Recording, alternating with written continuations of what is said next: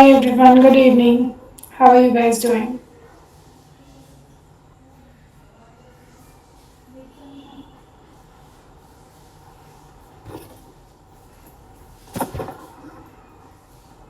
I think a few more people are joining.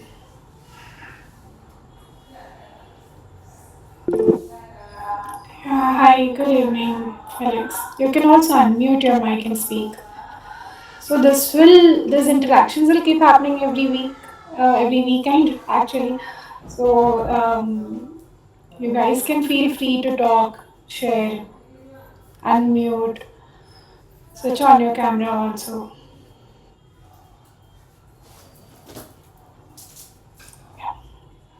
Going well. Little busy, but catching up and making sure I have time for everything. Yeah, I think it is overwhelming in the beginning. Are you only talking about the course or other things as well, including the course?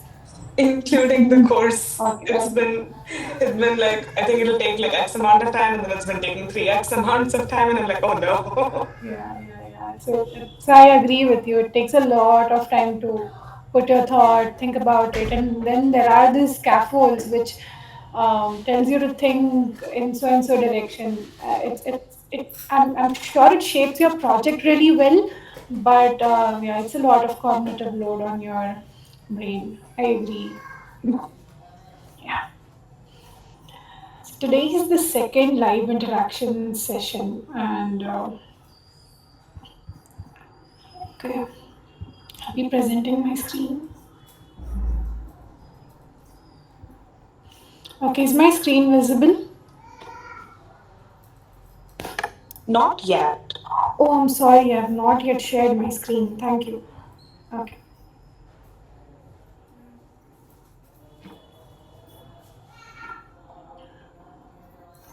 It's visible now, Roman.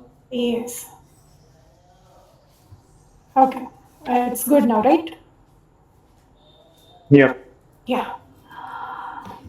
Okay. So by now you all must have gotten used to our activities. So it's the same. Tell us how much content did you go through module two so far? It's okay if it's 0%. It's okay if it's 100. Just tell us. You can either use this. Actually, use the Menti code only. Don't use the chat. So the Menti code is 79224487 and here's the QR code. You can also wait here.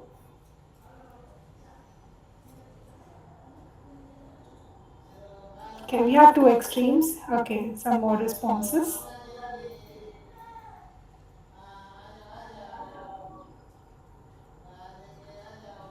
Okay, we have only three responses so far.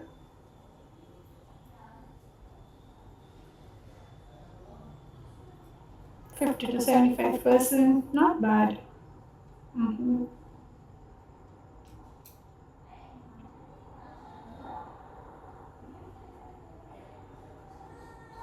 Okay. So anyone else who needs the Menti code, it's right here on top and the QR code is here. Unmute your mic and speak if you're having any difficulty accessing this activity on Menti.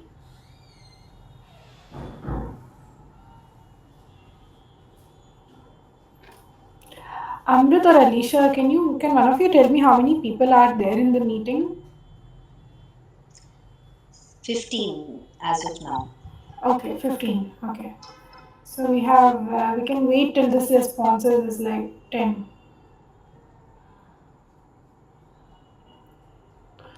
Okay, no problem. Actually, I think majority of you have gone through more than 50% of the content, which is really good. And yeah, thank you for answering this poll. Let's go to the next.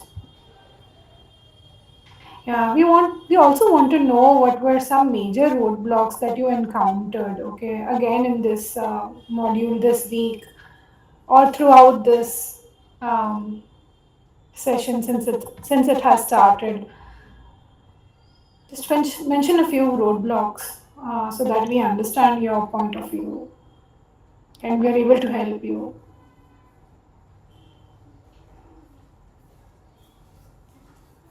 It's the same Menti code, and oh, time.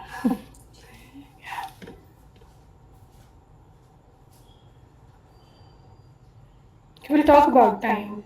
We'll talk about your assignment deadlines and everything. Work schedules, time management. Okay, this seems to be a major issue. Lit review is overwhelming. Fitting it well, validity. Okay.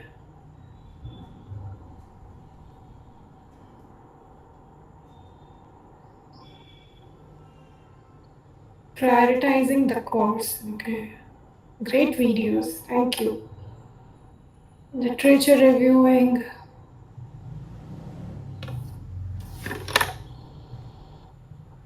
Mm, okay.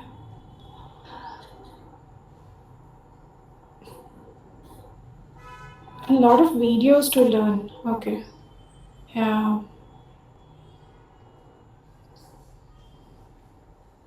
Time management, time constraint. Okay. Thank you everyone for answering. I think we are getting the gist of your roadblocks. Yeah. Okay. So, what have we accomplished so far? So, we have received 29 LBD submissions and 25 assignment 1 submissions. And there were 19 research ideas that were shared on the discussion forum, and around 22 interactions, that is replying on others post, and basically communication on the discussion forum that happened. So I'm actually quite surprised because many of you wrote to us saying that your assignment submission is not possible.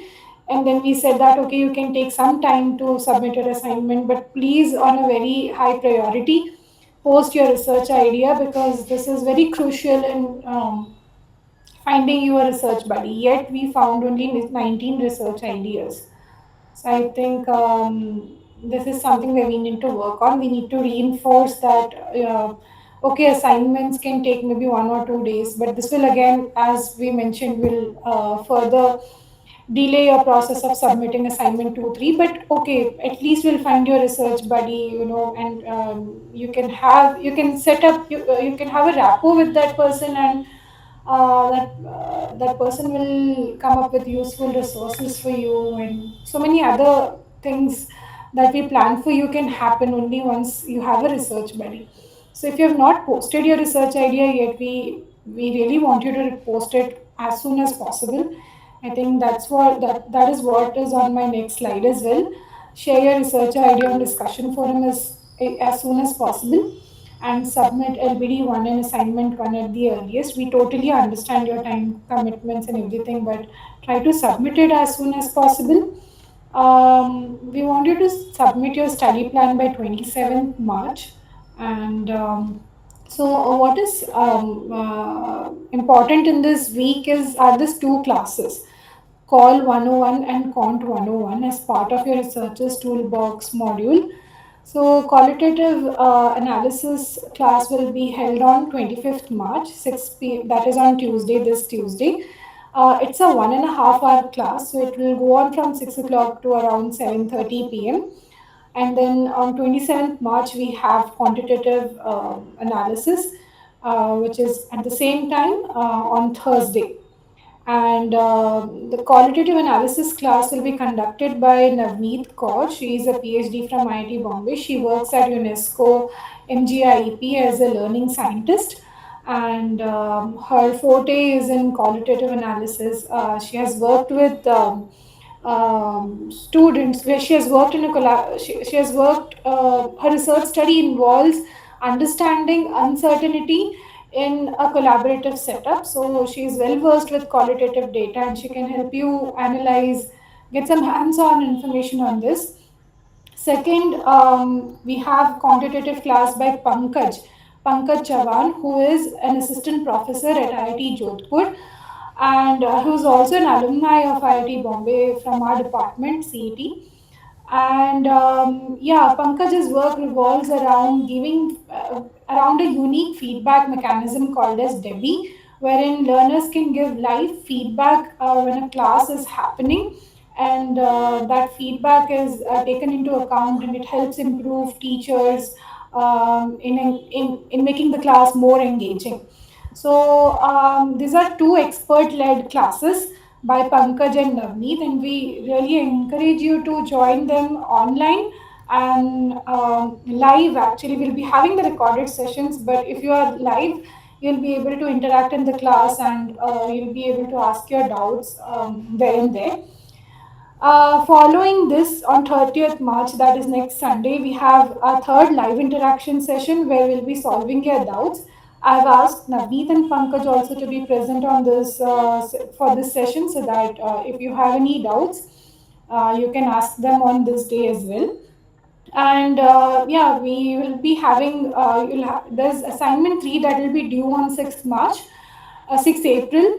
And as part of content call, we'll be having short quizzes to understand whether you have understood this properly. We'll be having short assessment quizzes for you all, so that we know if we need to address anything in future.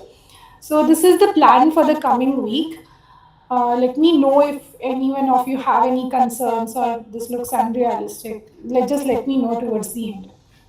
Yeah, for the research buddies are already on the Moodle, and some of them have started reviewing your ideas, and they'll be commenting on your ideas and posts. And we have given them 1 week's time, that is 23rd to 29th March.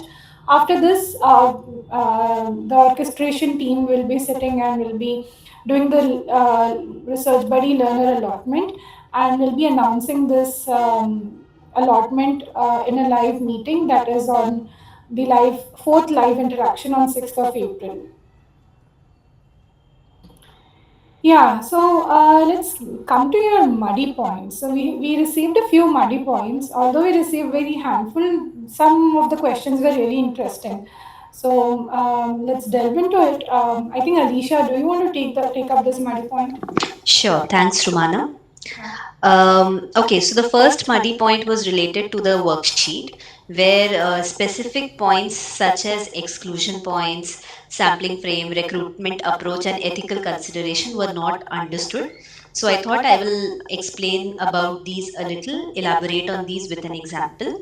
So, in this worksheet, exclusion and inclusion points mean that inclusion criteria is what all qualify your participants to participate or to be eligible for your study. And on the contrary, exclusion points are the characteristics that will disqualify your certain people to be qualified, disqualified certain people to be called as your participants or samples. For example, students who have not attended the classes for more than 30% of the school term, maybe, or maybe in a class you have students who are not very well versed in English as a medium of communication. So, such criteria which can hinder the results of your study become the exclusion points of your study. The second concept is sampling frame, which is a list of all the it is the frame which defines the list of all the possible participants who are eligible for your study. So, for example, if you are studying class 8th, then in a particular school, do all the four sections become your sampling frame? So, your participants can be from all the four sections A, B, C, D, or you're only focusing on section B and that's your sampling frame. Okay. The third concept is called recruitment approach. It simply means that a section which speaks about how you are going to facilitate participation in your study. So, the logistic part of it. For example, will you be floating through Moodle or LMS an opt in form, like students looking for volunteers to participate in a study like this?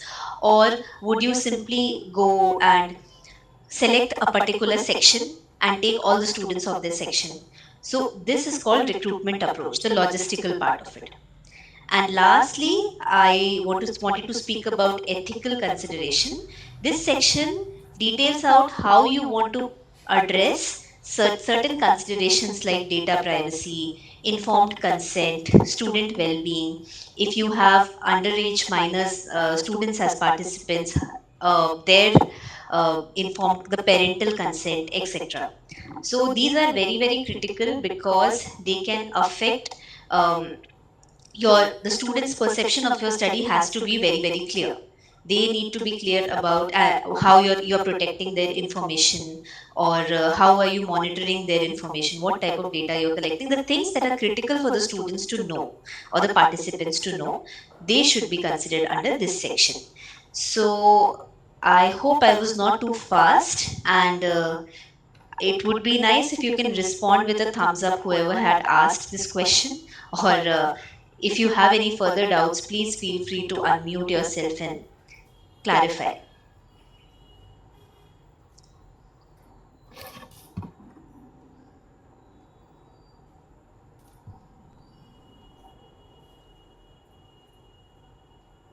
Yeah, I think that was good, Alicia. Okay, Most of thank them you. have given us thumbs up. Okay, thank you so much, Rumana. Then you can continue with the second. Thank you so much. Okay. So, one more interesting money point that we received, I'll read out to you, and we also want everyone who's on this call to think about this. So, this learner says that in a single group pre and post test research design, the time duration between the pre and the post test is told as critical. It was said that as soon as or quick as possible, the pre and post test should happen. However, learning is not an instantaneous process. Learning requires reflection, repeated practices, and reflective thinking. Hence, by urging to do post test immediately after implementation of a strategy, aren't we doing injustice to the process of learning? I think the statistical designs and tests are for physical variables. Though it is good to use them for learning, learning should take upper hand and not the statistical test requirements. So it's a very good question. And we want some of the participant responses to think about what is the reason for a post test to happen as soon as possible or as quickly as possible, or what are some possible threats to your research study that could happen if you don't follow this. And thirdly, what can you do to avoid this? So if you have any thoughts, you can either unmute your mic or just raise your hands or put it in the chat. Yeah, Felix. Uh, Experimental research is my. I didn't ask this question, but when it comes to post test, I think as soon as the intervention or any strategy is implemented, we don't want other interventions or unseen interventions that may influence and that we don't know to be influencing the outcome. So maybe because of that, we need to have a quick, as soon as the intervention is implemented, we want to take the post so that we can compare it with the pre-survey. Yeah, that's a good point. Thanks. Yeah, I agree. I agree with you. Yes.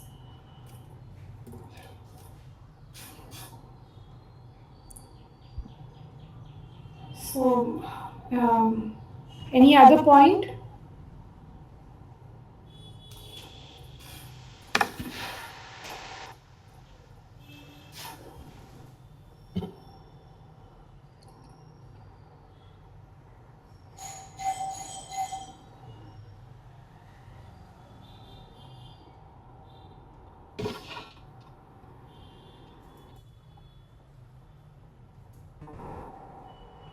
Okay, tell us what will we lose if we don't do it immediately?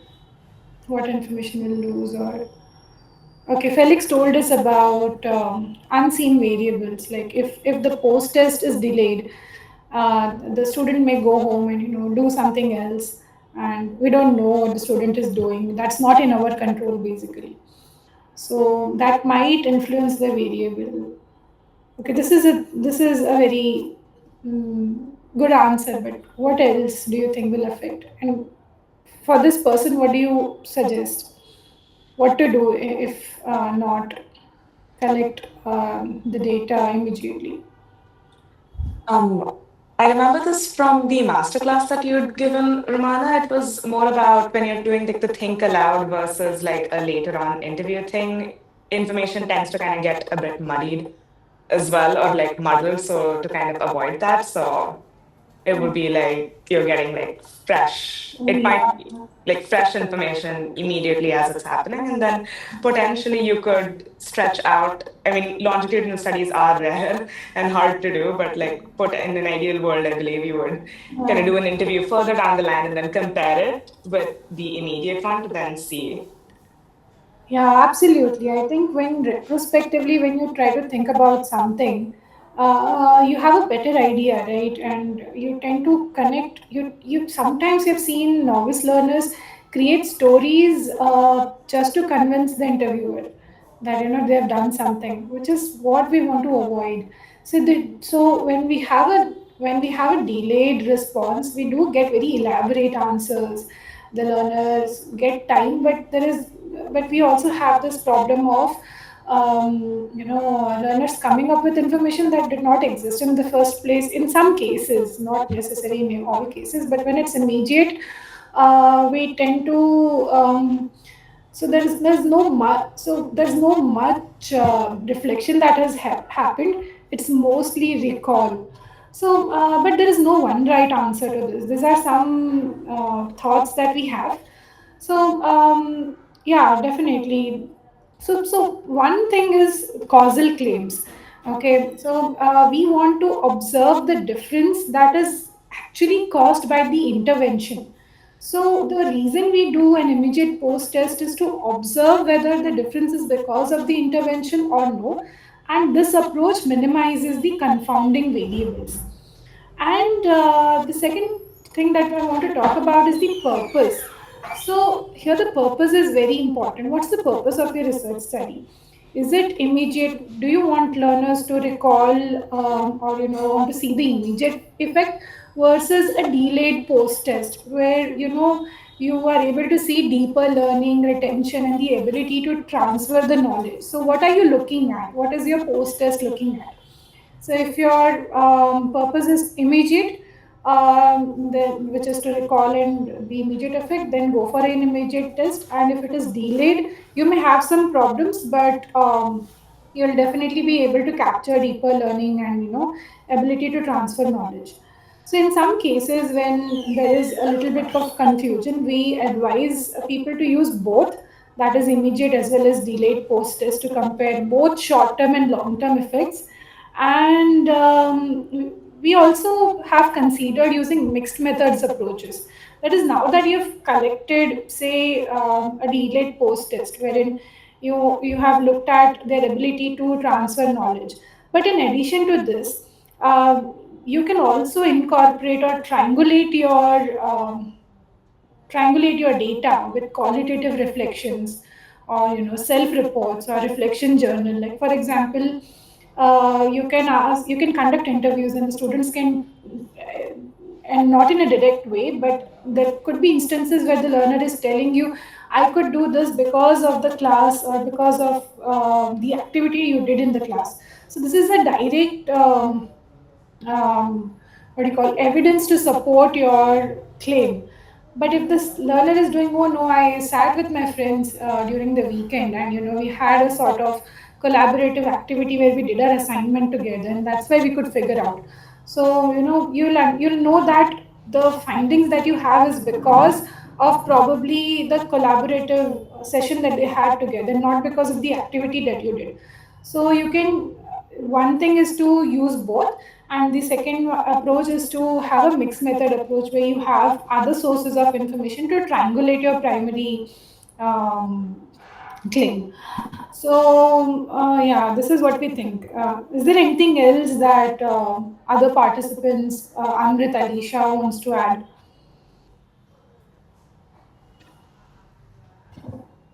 I think you've explained it quite clearly. So I'm hoping that whoever had asked the question, that person can validate that the doubt is resolved. And whoever asks the question, we also want you to talk about your research study and why you're worried that, an immediate post test will not capture the difference. So we can evaluate your contextual situation and, give you more suggestions about how to tackle this situation. Am I audible? Yeah, you're audible, Nareen. Yes. So I'm Naren. So I was the one who had raised this. Okay. Yeah. Thank you, So this Nareen. is, yeah. Sorry. Yeah, Nareen, you can go on. Yeah. So this is not just related to the research idea which I'm going to work. It's not just in that aspect, but I was just looking at as a third person entirely on, like if people do a research study on learning and they immediately jump after an intervention to see the effect, I was kind of little skeptical because we are inherently assuming learning happens as we intervene. There is an inherent assumption that means as I intervene, as I implement a strategy, learning is happening. This assumption per se itself uh, is kind of hazy. I'm Yeah. not saying this assumption is invalid, Correct. but this assumption cannot be taken certainly as valid in all the context. So, as a researcher, we should be like, we should know it that we should not jump into exams or like tests to prove just because we intervene. Rather, we should see whether if the learning, if the intervention has gone to learning first. Right. So that was my thinking process, and that's why I texted this. Yeah, thanks, Naren. That's a really good point of view. So I would also like to reinforce what you just said, just paraphrase maybe. That, our learning, our research ideas or our research decisions should be totally based in the foundational educational theories, yeah, and not because there are no statistical, and not because statistical tests are, but not because only because of statistical tests. So it's important to consider or balance both these things. So yeah, I think in future, whenever you are designing a study, you can also look at the purpose of your test, whether what is the purpose, immediate, delayed, and, we can take a call. So yeah, if in future we have an example where this particular question arises again, it will be a good way to revise our knowledge. Yeah. Can I add something to it? Yeah, Amrit, please go ahead. Yeah. So, Naren clarified it beautifully, first of all, I think. And the second thing that I would like to point out is even in T4, if you see, the process of how the learning is happening instead of asking like if the learning is happening or not, which is what you kind of try to answer by doing pre-post and see the gains. Okay, the learning has happened. So the process level data and triangulating your intervention using different methods is what also ensures that you answer the question like how the learning, how your intervention is actually helping, like what specific element of the intervention help, what feature of the intervention help. If it's a learning environment, okay, so this feature was this feature probably led to this, and this is like the deeper inquiry allows you to answer like these questions as well, instead of just asking whether instead of just answering whether the learning has happened or not. So That's yeah. a very good point, Amrit. So I think I also mentioned this. I remember one instance I was talking about it. I've mentioned this in my master class. So what we did was we conducted a research study to understand mental rotation abilities in high school learners. And what we did was we did a pre-test and a post-test. And there was some significant difference that we found. There were some high scoring learners, but there were also some low scoring learners who were not able to achieve that kind of score even after going through our intervention. So we were keen on understanding why this is happening. because the post test itself did not answer the question. So we looked at the interaction data. Now, what is interaction data here? Interaction data could be at any granular level. It could be the screen recording that the learner is interacting with. It could be so it was an augmented reality application. So it was a handheld device that the learners were using and rotating, and also making gestures to rotate the object on the screen. So we went at a very deep level to understand how they are handling the tablet, how they are rotating, whether they are rotating it completely to the requirement or whether they are losing connection in between or they are not understanding the question. So this kind of interaction analysis give us more insights about why the differences between the learners and how the learning is taking place. So 100% agreed with Amrit. Go for process level data if the deep learning or is what you're talking about, the deeper learning retention I'm talking about, okay, not deep learning in ML sense. So uh,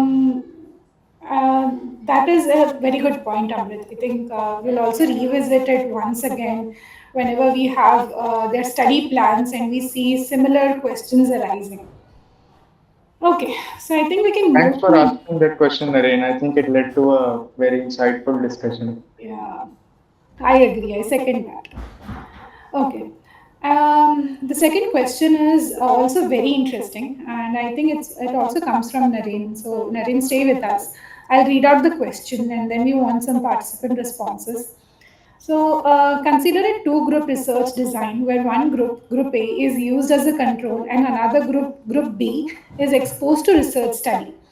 Can this guarantee that students from control group did not interact with the student of the research group, that is the experimental group? In other words, the researcher, faculty in this case, might have given strategy to only group B. However, outside the class, the students from group B might interact. Students from group A might be eager to know what is happening and hence will interact with group B to learn. Hence, it is not sure if control is indeed a control. Okay, so as you can see, this is a scenario where you are, as you, sorry. So as you can see, this is a scenario where there are two groups. One group is given a research study as an experimental group, and the other is a control group where you're not giving the intervention. Okay, and then you're afraid that, Romana, yes, sorry ma'am. to interrupt. Can you please make it full screen? Some of them are having difficulty. Yes, yes. So sorry. Please No continue. problem, no problem. Is it visible now? Yes, I would have removed this chat box, but I want to read incoming chats, so I've kept this there. Okay. don't worry. So the thing is, there are two groups: Group A, Group B. Group A is the control group. There is no intervention here. Group B is the experimental group, and the experiment has been conducted here. So the faculty, what is doing is giving some strategy, some intervention to Group B, and there is no intervention on Group A. Now the faculty is afraid that these two people might talk, and the strategies that are being implemented in Group B will be somehow used by Group A, or there'll be some information transfer of information. And this control group will not be completely controlled. There'll be some transfer of information that will happen. And how do we avoid this? So, do we have some people who can come up and tell us how do we avoid this, or can we just collectively think together how to solve this situation?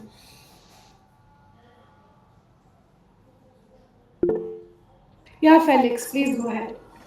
My idea is in some papers they say it cannot be foolproof. We cannot avoid or we cannot 100% say only the intervention we intended to influence is creating the variance. But as papers they say that we to some extent we have tried to control the effect of other confounding variable, but still majority we have tried and still because at the end they may say that there may be some hidden factors that may influence, so that is human to we cannot have a foolproof experimental design system unless it is scientific. But in social science, I think we can have some flexibility, and some papers openly admits that we have tried, but maximum we think that this is the variable that we controlled, and we could find the thing. Maybe there may be other unseen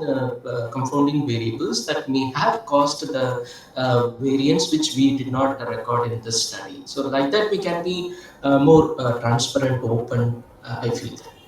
Yeah, thanks, Felix. That's actually very practical. I totally agree with you. But this comes at a later stage, right? When we are reporting our study, what can we do at the study planning stage to avoid some of these things? I believe there are some strategies that we can use to avoid this. I agree, it may not be 100%, but to some extent. Also, Naren, can you just unmute and tell us about your about this question more so that we understand why it is so difficult to separate these two groups completely? Yes. Yeah. Right. Yeah.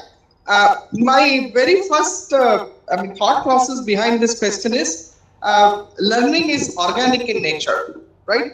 This very essential of control group comes when we are very certain about what is happening in one particular system, right? Only then we can have like a kind of control which comes in like other science experiments. But learning per se is very organic, and I think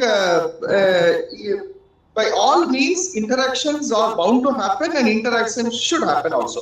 So if I'm a teacher and I want to do something in a class, and I just take one section of the students, suppose I'm handling the course for only one section of students, even if I physically divide them and say that only for the groups, one group they have to use this strategy and the other group need not, they will still interact because they want to learn better, right? It's not about marks. Anybody wants to learn better. Or if I just say, if I use this strategy and tomorrow if they are successful in grades, all the more then the other group will also learn it because they also want to have more marks. So my thought process as of now, as I see all this is, let's not worry. I don't will not worry about that there is a control or there's a no control. I would rather see what makes that intervention better, right? I'm more interested in the process of learning how this intervention is facilitated rather than keeping some set of students devoid of that access of that particular intervention, because I see them in this case, the participants, the subjects are organic participants and they are not physical experiments. Okay, I understand your question, Nareen.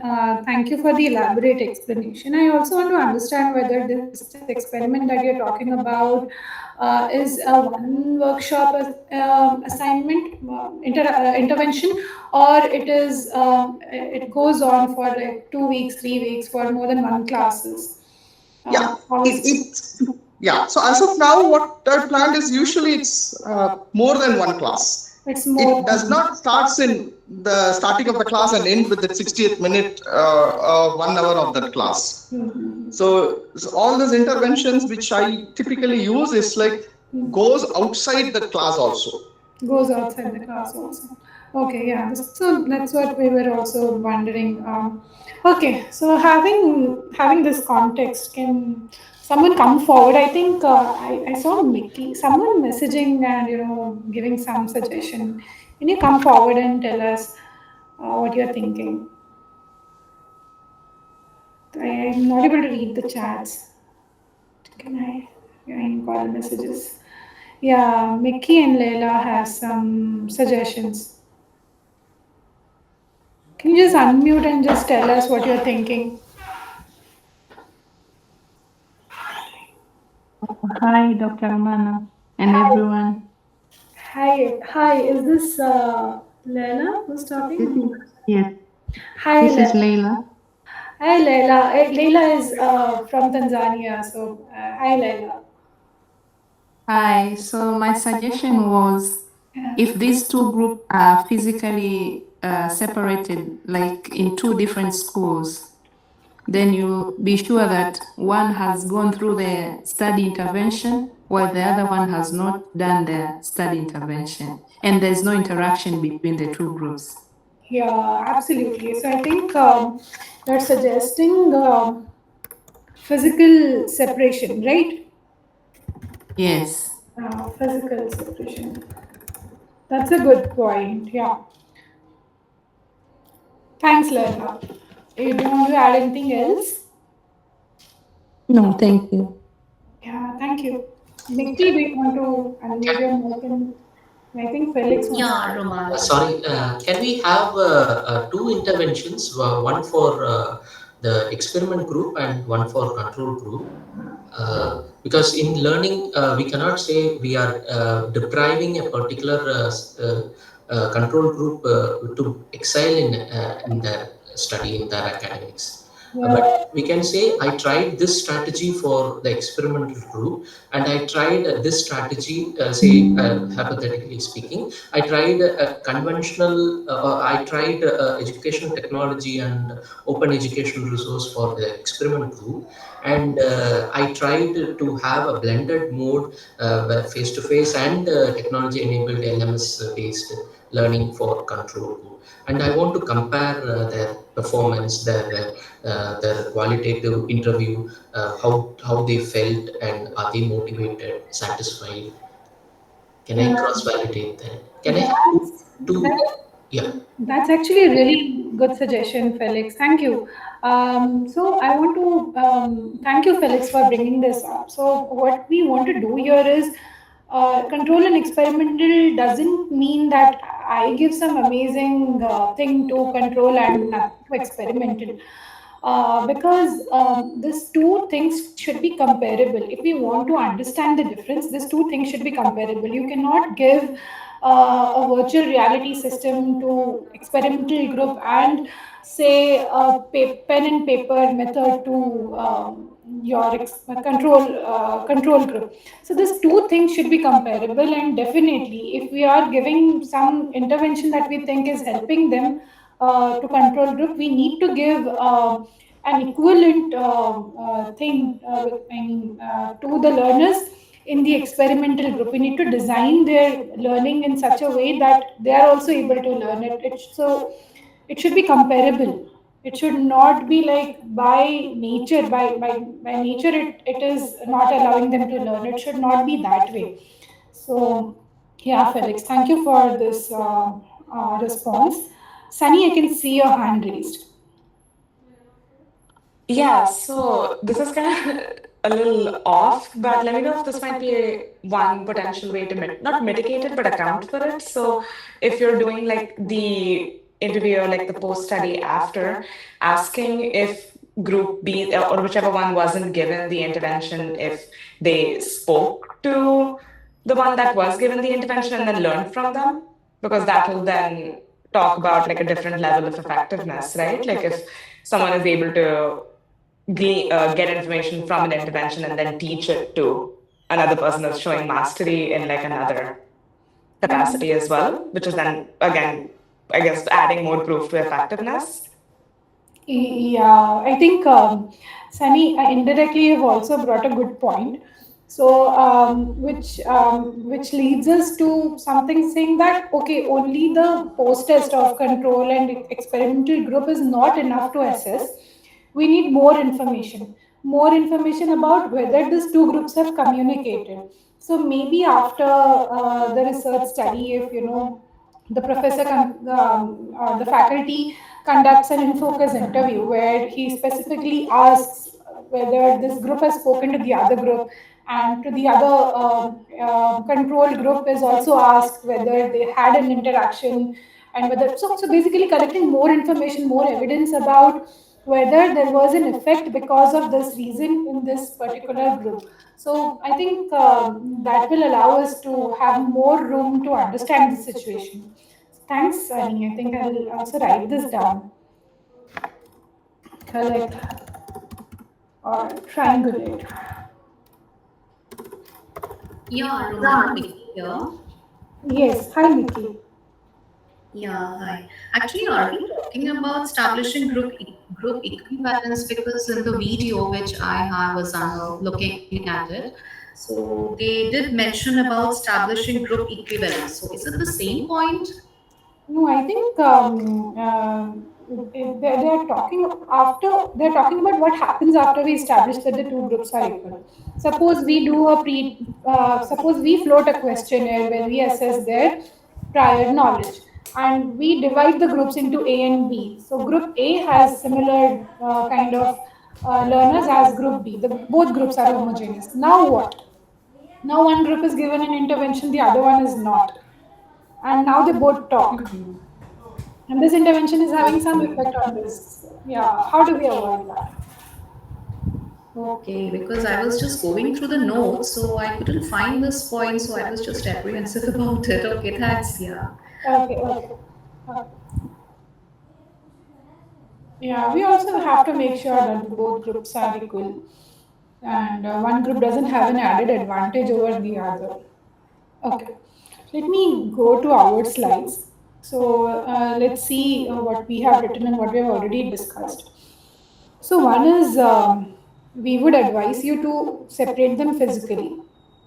There is it's important to separate them physically and temporally. If you are the only instructor, I'm sorry, if you are the only instructor who is taking the session and you cannot be you have to be present for both control and experimental groups, we would suggest you to first conduct the control group experiment and then go for the experimental group study, not experiment, sorry, study. So if it is, I agree, if it is more than one class, we would suggest you to, for at least a few of your research question or specific research question, would advise you to package your study in maybe one workshop and conduct control group study first, followed by experimental. If you're not able to package the study in one workshop and you have to have an intervention that goes on, then we would there are some strategies, like for example, you can get your control group students to sign agreement codes or honor codes. So which means we can minimize this communication. We cannot completely ensure that there is no communication, but there is some minimization that will happen. And we also have a few statistical control methods. Like for example, after you conduct your control and experimental study, you can collect data on student interactions. I think this is what Sunny was also hinting at.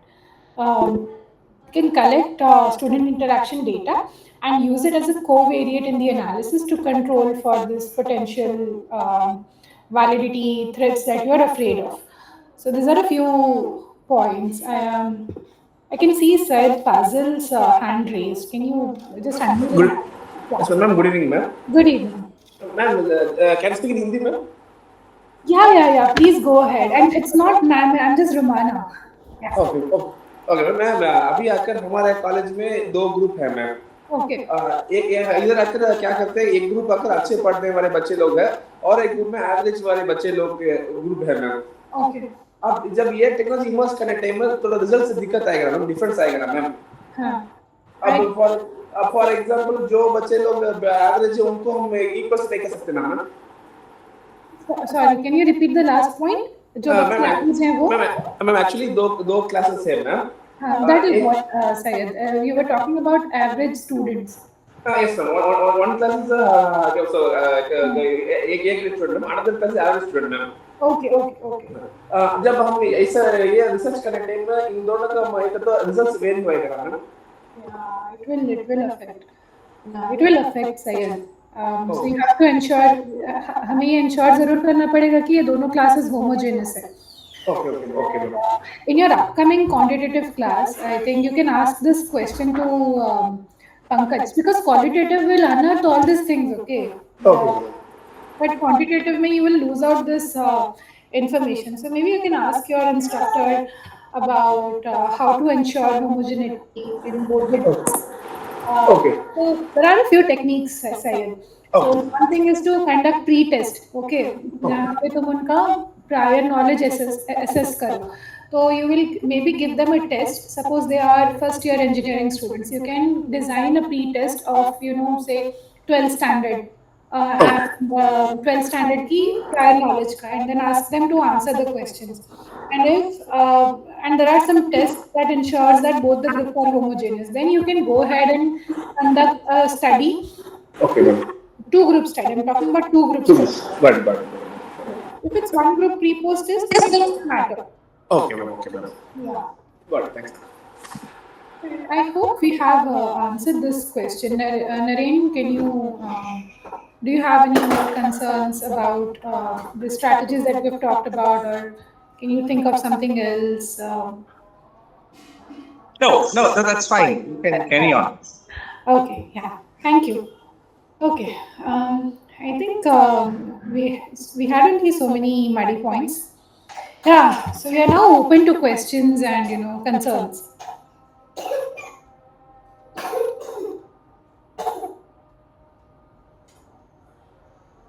You can unmute your mic and talk. Yeah, Felix, please. We are doing the Moodle LMS, and are there any research going on that can register our quick data and our logins and find out how much we are engaged quantitatively? Are we inside a experiment design, or Yeah, fair question. Okay, we will not collect your data unethically. no issue? Actually, Yeah, we are happy because we want to yeah. be a experimenter, and we want to be the experimentee also. It's a great experience. We do have plans. We do have plans, but we are not yet sure what data we are collecting and our research questions. So our IPT and SPT templates are still empty. Okay. Once we complete that assignment, we'll take your permission, your consent, Definitely. and we'll use your data. Great one. They're very organic, very natural. My point is, if any dashboard is as a from a learner perspective, a dashboard is there how I am performing, whether I have missed some deadlines, or whether I'm engaging a particular day. If that data dashboard is available from my perspective, and from the from administrator, that is web administrator, LMS administrator, and from your perspective, means three dimension, and also from faculty perspective, fourth dimension. Then we all have different. For my data itself, you cannot see like if that is available. I can, because last minute I was able to work in the assignment, and late night I work. If it is prior itself, some warning or some intimation was there, then I could have a lot of things was there.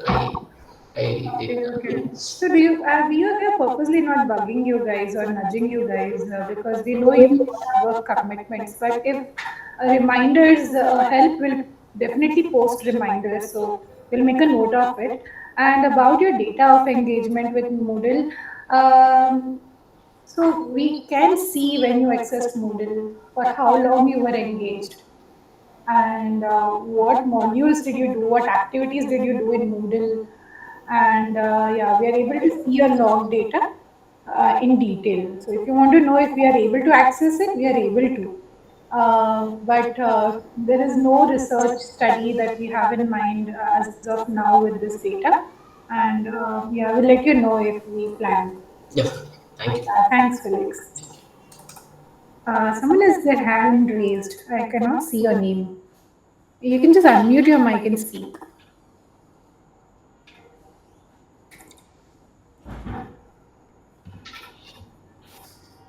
Hi, Romana. Marina here. Hi, Marina. How are you? Yes, yeah, all good. So I just had a small doubt. I was wondering, like, suppose we have planned some intervention which maybe is with a specific goal of improving some engagement or attention, and if after all our interventions, if there is no improvement seen, have you seen such like cases where I mean it's like a failed process? So what would be your like inputs for it? I mean, if we go about and like our thought process has failed, it has not gained any outcome. Yeah, it doesn't mean your thought process has failed. Okay, first of all, it just means that your null hypothesis got accepted.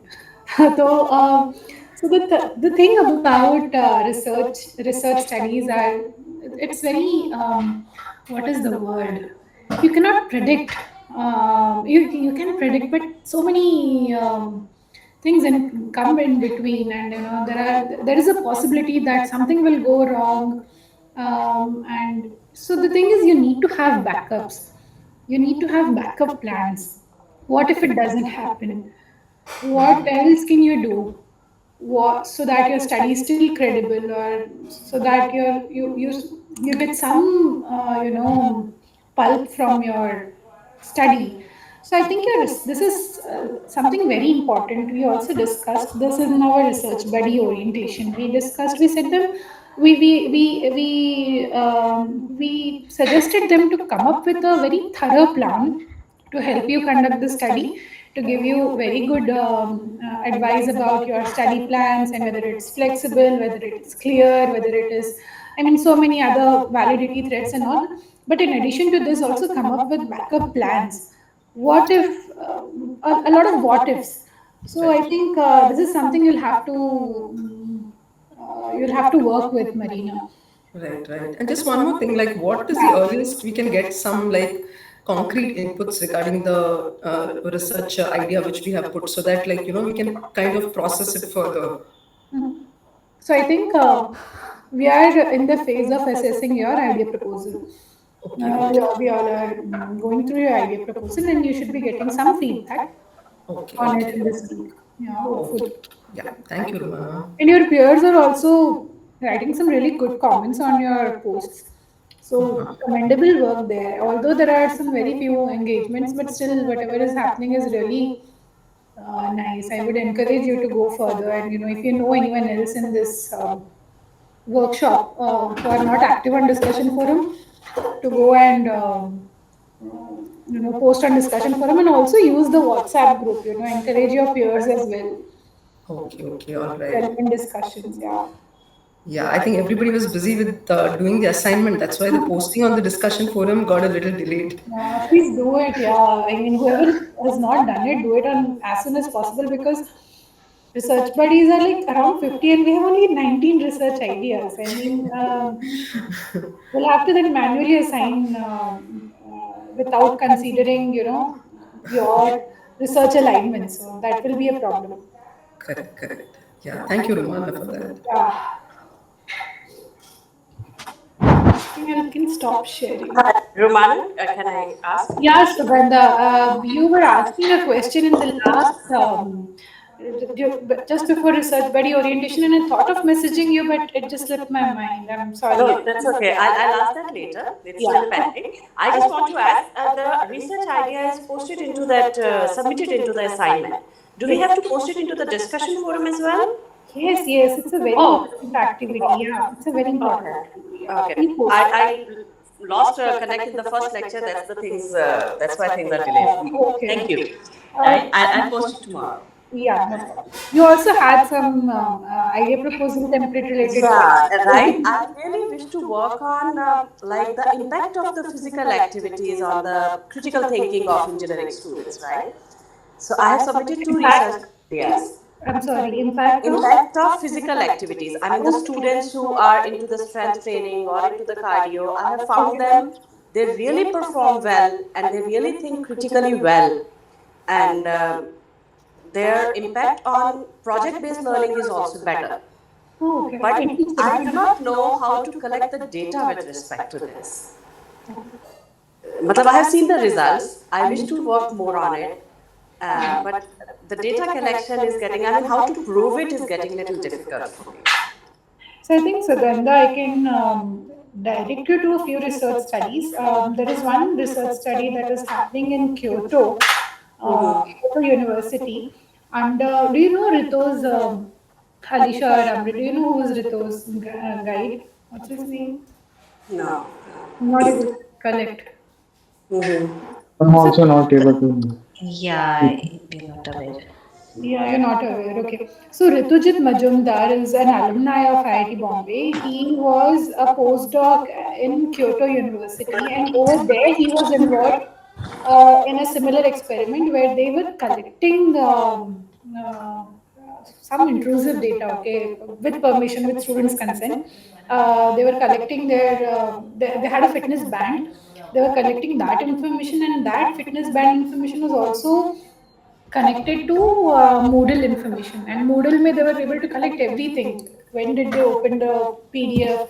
What they highlighted? Where they scrolled to great detail. And they have some research studies that are linking this physical aspects that you're talking about to learning. So there you'll find some pointers. But I will say, if you are, I mean, in future, if you are planning to collect such data, like these are intrusive data, right? Like eye gaze data, your EEG, and GSR, what else, skin conductance, and all this data are very intrusive. You need to have a what do you call, ethics clearance, and that is very important. Otherwise, it will be problematic. So we are ensuring in PRISm, I mean, in this workshop, that the data that is being collected is non-intrusive, limited to log data, and screen recordings, qualitative interviews, and maybe some quantitative questionnaires, and limited to this and not very intrusive. So if you're planning to collect some more data about this, then you will have to be careful about the ethical clearance of it. What other than this you can do is you can ask the learners to self report. Okay, like learners who are you can also collect information from them about their daily activities and their diet and whatever. I mean, if you have an existing questionnaire, that's the best thing to do to understand how they do, what they do outside classroom, I mean, in sports and other activities. Otherwise, yeah, I think there'll be some questionnaire to help you collect that data. But yeah, please don't collect any intrusive data without what do you call, ethical clearance or a Okay. Ethical clearance means the consent from the students, I mean from the learners or from the so, so, participants. so,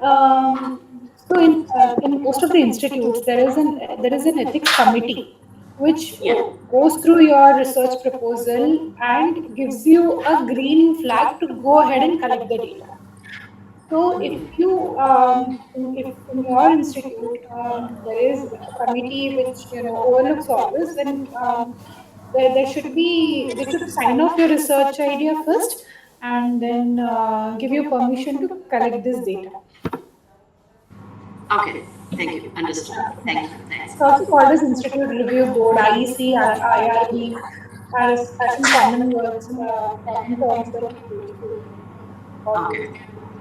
Okay. Thanks a lot. Thank you. I'll start up with something. If I'll get stuck up, I'll come back. Yeah, yeah, please refer to the study from Kyoto, and if I come across this research papers, I'll make sure I share it on the group or somewhere so that you can Please, also. please, please. Yeah, I'll be very. Those will be very helpful to me. Thank you. sure, sure, sure. Okay, it's already 7:05. Any other question? Time. Yeah, I think. Manav, there were questions there were queries regarding the schedules of the workshop. Like some people are saying that they may not be able to attend. So just want to tell them that we will be recording those sessions. Okay, okay. Yeah, please go ahead and you can. Because I've not read the questions. You can also take charge and tell them.